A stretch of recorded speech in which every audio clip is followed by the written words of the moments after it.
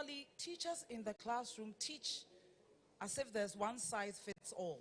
They stand in front of the class most of the time because they have a lot of children, very little resource to do any hands-on activity, and therefore they do a lot of rote learning. Lessons must be intentionally differentiated based on the child's ability. The child's readiness level, and the child's learning style. They must differentiate according to the content, according to the process, and also according to the product. For example, when I talk about differentiate according to the product, most of the time, if you have children in a class and they bring homework home, it's the same homework. Everybody draw this and bring it. But if you want to differentiate the product, what we'll say is, everybody, depending on your learning style, depending on your preference, depending on your interest, do this homework and represent it as a product.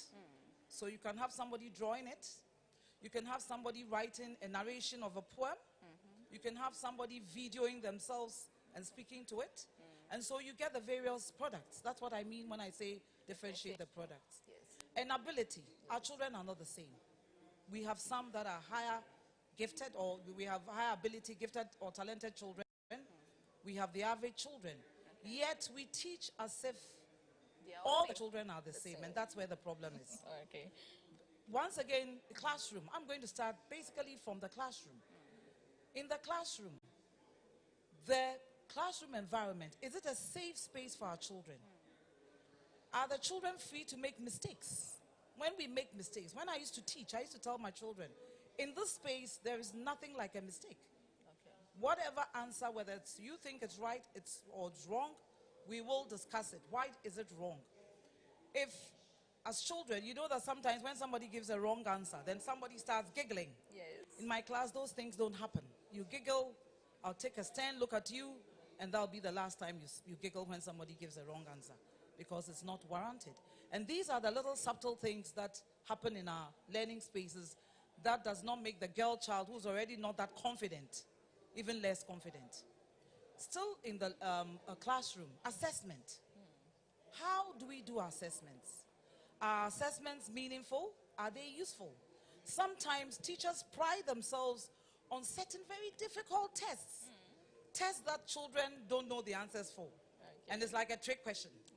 Meanwhile, we have taught, and therefore the teaching should be valid, it should be reliable, and the questions the children see in your exam should reflect the skills and concepts you taught. You shouldn't teach one thing and assess them on something else so that they fail. Somebody will ask, what's the purpose? Do you want your children to fail? If not, how are we doing assessments? And often, especially in the public schools, we tend to do assessments at the end of the term. We don't do enough formative assessments. And with formative assessment, as the lesson progresses, you assess learning by simple things. Just give me a 5 if you understand everything, a 4, a 3, a 2. So when you finish teaching, before you leave the classroom, you assess quickly. How many people understood this concept? A 5, a 4. It will give you a visual representation, at the very least, how you did in your classroom. Also, in the classroom, we should also make sure, the teacher should also make sure that peers assess each other. One, the students themselves must be taught how to use rubrics to assess their work. When I used to teach, there was a time at an ISA conference, I asked one of our lecturers, I said, I love teaching, but I hate marking. And what can I do about it? And the coach told me, it's because you're doing all the work yourself. You are not supposed to do the work. The children are supposed to do the work, because it is said that whoever is doing the talking is also doing the learning. And so why are you the one marking? So she taught us, let the children assess themselves. So all you have to do is give them the criteria. Teach them what criteria is an A work, what criteria is a B work, what criteria is a C work. And then when you finish work, for example, can we change books and mark? Great. You'll be surprised, children are even more rigid in their marking than you, the teacher. There are times when I say, can we give them a 2? They say no, because the person didn't write this and that. Yes. Okay? So if we give we let the children themselves be engaged in the learning, we'll see that the work will not be as tedious. And then the last but not the least, teachers. Can we also provide co-curricular STEM activities for our children in our schools? A lot of co-curricular activities will help our children in the STEM-related disciplines. Thank you. I've enjoyed your submission so much. The great teacher. Okay, if we're Adam. So I'll give a bit of a story. So last week I was in Tamale doing some teacher training sessions, and I met some very different teachers. Okay. And I think sometimes we have to remember that Ghana as a whole is like there's so many different aspects to it and different areas and different resources. Okay. Up north, I met one teacher who was a female teacher, and she has been kind of separating her classes so that the girls have some extra time just to build their confidence in a mixed school, so that they can then go on to excel, you know. And some of the boys are asking, oh, but why can't we be included and so on? But she appreciates that it's a need. So I guess, as I just said, you have to differentiate. You have to look at what is needed and put in the right things in place. All right. At the same time, I also met a teacher there when I was asking why is it important to differentiate and be inclusive. He said that because girls don't have the brains for STEM. Yes. So, there are different types of teachers. Exactly. And we need to remember that they have a part to play in the education of the kids. But it's not just left to the teachers. We are all teachers. If you are a cousin, if you're a sister, a brother, father, mother, neighbor, you are a teacher as well. So you also have a part to play. There are things that are happening around us. How can you pull out the STEM from the learning that is in our environment? How can you challenge the child to think differently or to think about their future differently? We are all teachers. So not just in the classroom, but to everybody. That's a charge I give to everybody. Okay, thank you. So being a teacher goes beyond the classroom. Thanks so much, Ifua. Janet? So from my end, I think teachers know the students more than the parents do. Sometimes. Because you would have an image of your child, this is how your child is, and you speak to a teacher and you realize that, different thing altogether. Yeah, different people altogether. All right. So I think the teacher has to find a way to bridge that gap between what the parents knows about the child and what the teacher knows about the child. This can be done by frequent calls to the parents just to keep them informed of the child's performance on a day-to-day basis, because then they would realize a skill set that the child has that the parent doesn't know about. And they can encourage that parent to invest more into the child when it comes to this aspect. That is how we can bridge the gap of the issues, the parents not letting their kids take STEM roles. And also from my experience, I love my headmaster because he never allowed me to be timid. There are occasions where I would run away and he would make sure I'm called back. There are occasions where I come down with my grades and he actually gives me a punishment that would make me do more. So maybe this term I would be third, the next time I'll make sure I'm first. Great. Because at the end of the day, I have a target to reach and I don't want to. Who likes to be punished? No one likes to be punished. So it's up to the teachers to encourage the kids to take on the STEM roles. So reinforcement from the teachers, positive reinforcement from the teachers will also help. Thanks so much. So that is the teachers. Can we look at the government's role to support girls in education? We are really running out of time, so maybe it's just brief points and then we go. With the government, I would say government should ensure that the schools are well equipped. Great. And teachers are professionally trained. And more importantly, can government also liaise with partners outside, business partners, so that they provide apprenticeship for these girls in the STEM-related careers. When I was doing biological sciences and tech many years ago, before I finished school, I had to go and work with Accra Brewery. It was mandatory because I was doing biological sciences. And when it comes to fermentation, you needed to go and work in a place to see actual fermentation take place. These days, they don't do it anymore. So can the government liaise with some of these business partners or these industry players so that they provide apprenticeship for the children. Wonderful. Thank you so much, Auntie Adai. Yes, Janet? I think there has to be a department for internship in each school. Okay. Because mostly the kids are left to find their own internship placement. But then when a school is intentional about where the students go for the internships, then they can actually identify the various organizations that are specialized in the field, so that the students can easily go into these companies. Because with internship, it's a long process. You have to send a letter to so many companies, and it's a long process. But then if it's a school that is written out to a company, it is actually very easy for the company to open its doors for the students. And because they know it's a school, they know the students will be well to the work that they are given. And also, I think government is the body that provides the curriculum, and they are making changes to the curriculum. But then I think there's more that they can do. There are different organizations, non-profits, profit organizations that are fighting the agenda for STEM. It can be easy for the government to work with these organizations to have maybe monthly STEM sessions in these various organized schools to help the girls build up their orientation. Okay. Thank you so much. If what will you add today? For me, for the government, I would request that they raise the profile of girls in STEM. I know there are lots of initiatives going on at the moment with Girls Education Unit and then STEM and so on. But if there was something centralized, if there was an ease of how we could access the data, if there was better or open sharing of all the parties that are intervening, like the CAMFED and the Plan and whoever else might be involved, I think it would make our jobs easier, and we could all contribute and see definitely this is a clear direction that Ghana is going for girls in STEM. Thank you so much for these beautiful ideas. I believe our government or those, our leaders are also watching us and they are listening to some of these things. Can we look at the child or the girl child herself? We can't take the girl child out of this, out of the stakeholders. They are also part of it. So I think that, as we mentioned earlier, there should be something in the girl child that should also motivate her to go into STEM. Can we add that to that? I don't know if my question is right.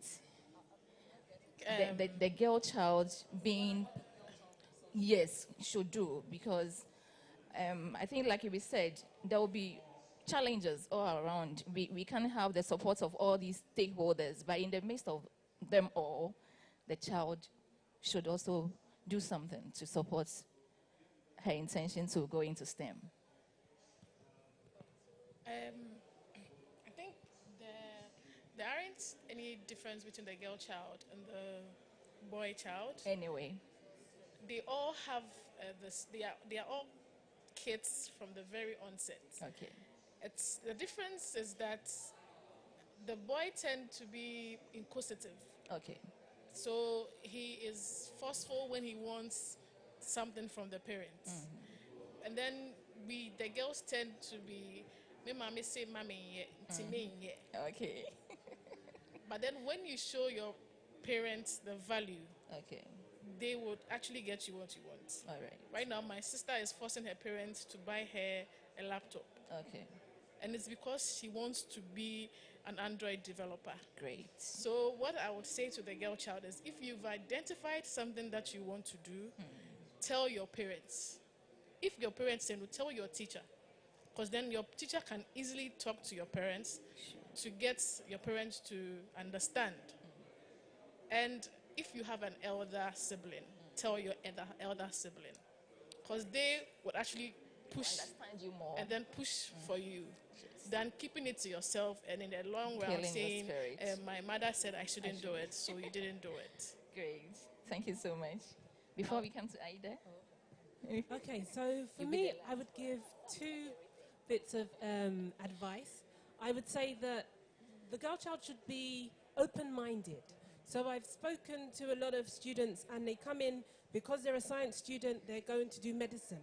But I'm hoping that they will be able to, maybe they started off as a general arts student, they might look at the option of going into STEM a little later. There are so many opportunities out there. There are so many careers that they haven't ventured into yet. Just be open-minded, research, find out a little bit more. The second bit of advice I'd give is to be resilient, because it's not an easy journey at all. And they are going to come against adversity. They are going to have to face their challenges. It's not going to be easy. So if you're there, mentally prepared that it's not going to be you're not taking the easy path, but it's definitely going to be worth it. It's going to be worth it. Great. And the last... I'll end up by saying that with all the stakeholders joining hands and collaborating meaningfully and purposefully, then the girl child will be made to feel confident, will be made to feel as if they can do it, the can-do attitude. But more importantly, the girl child must develop a growth mindset. Now, with a growth mindset, what it says is that, yes, it is difficult today. Yes, I haven't reached it yet, but I will get there someday. So the girl child, in a nutshell, must be growth, must have a growth mindset, and more importantly, know that they are capable and they can do anything they set their hands to do. Thank you. They can do anything they set their hands to do, and that brings us to the end of our discussion. You have really, really, really, really made me so excited to be part of you, and I believe our audience are also excited as well. You know, we're already running out of time, but I'll have to give you just a few chances to ask. So maybe 2 questions, and then we go. 2 questions, but I'm seeing more hands. So maybe we increase it to 3, and then, 3 questions for them. Please, yes.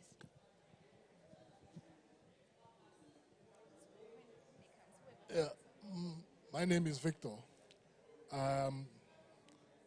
I know the ladies were selected because of the experience they have and because of the topic, girl power. I want to submit that if you have included a male perspective, you would have been surprised, you would have been amazed what we men know about women and the girl child. So you have lost a great deal.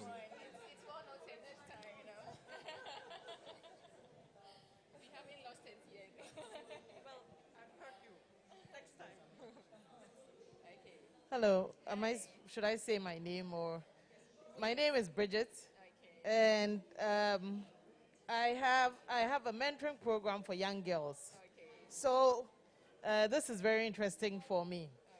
What I'd like to say first of all to contribute is, and I think one of you mentioned there is, let's not genderize things anymore. I think we do ourselves a great disservice if we keep genderizing things and coming from a point of disadvantage as women. I think that we're all on an even keel right now. Women are capable, young girls are just as capable as young boys. There's a saying that women need to work twice as hard as men to be thought of as half as good. Fortunately, that's not hard to do. We all know it. If you want to write it down, I'll say it again. Women need to work twice as hard to be thought of as half as good as men, but fortunately, that's not hard. So we shouldn't come from a place of disadvantage. Secondly, I'd like to say that I have a niece who is in STEM. She did all the sciences. I don't like chemistry. I'm good with biology and physics. Biology because I can draw, and physics because I like math. But chemistry was too abstract for me. It never made sense to me, and I never grasped it. She was good with science. She's a forensic scientist.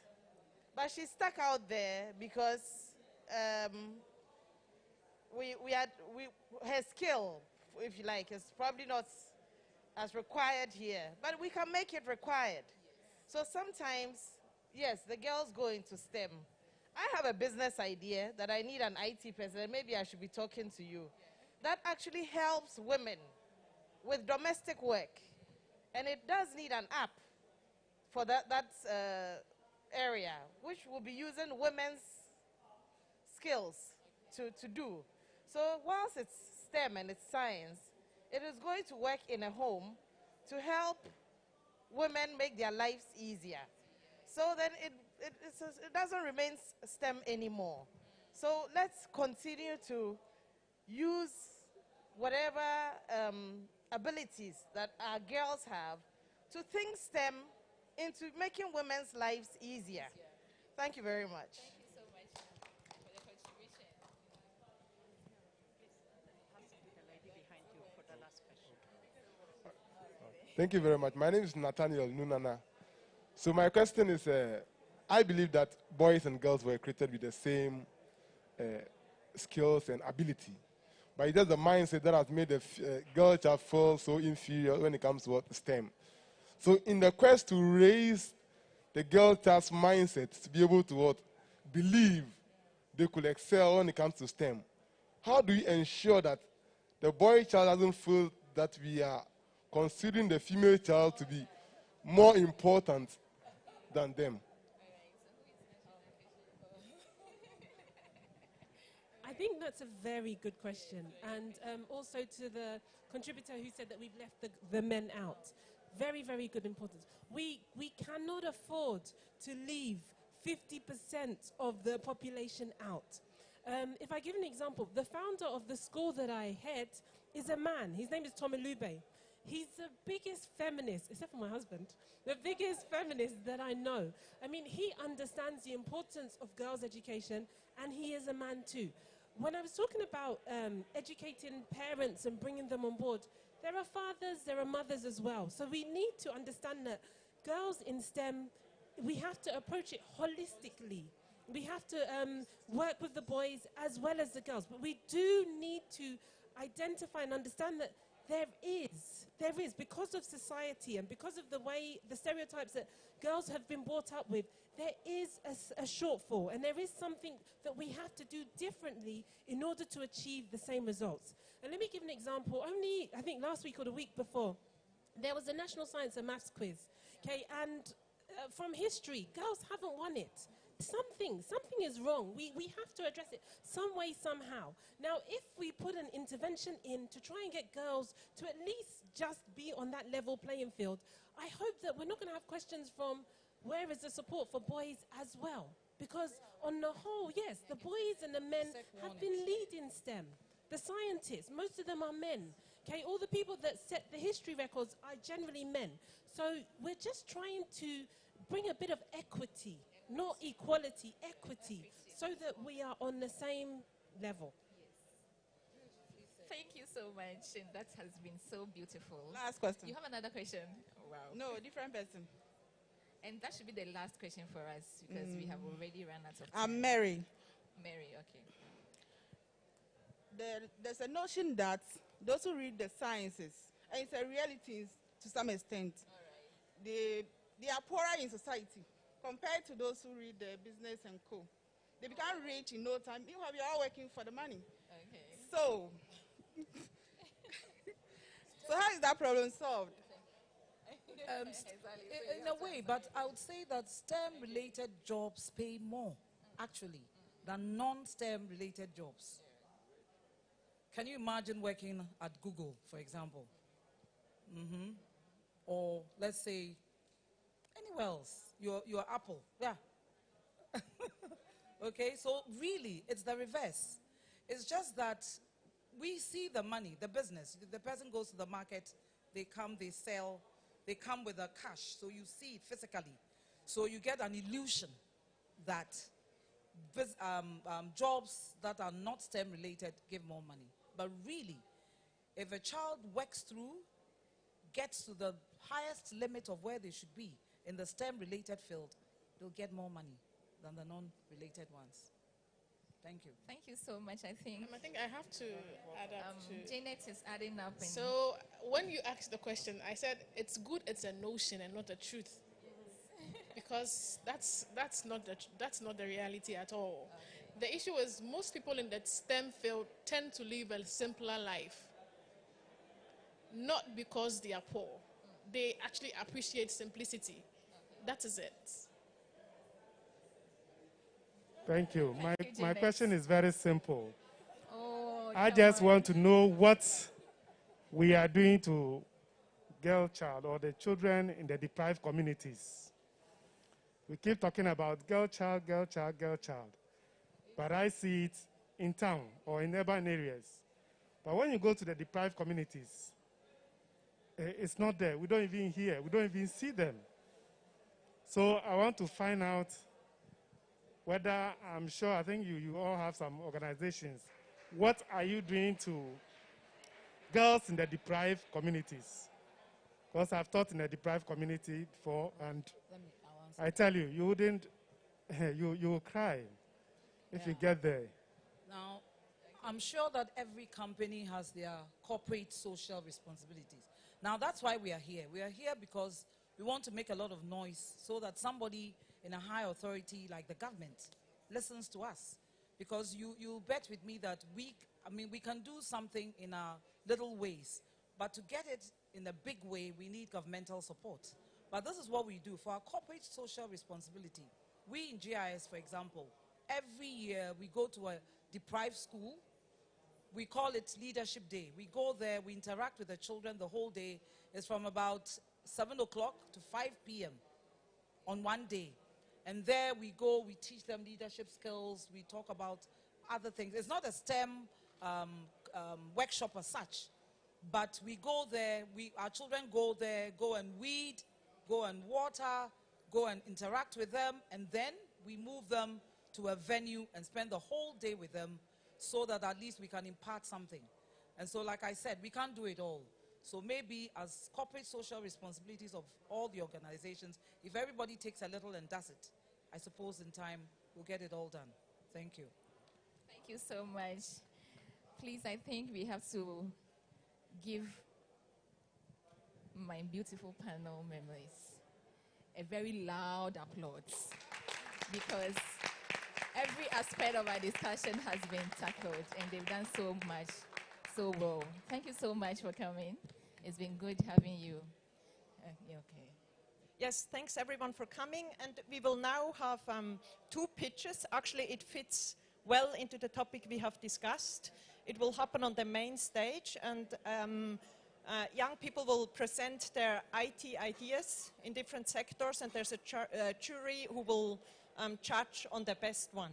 So please stay and enjoy the rest of the program. Thank you so much. Thank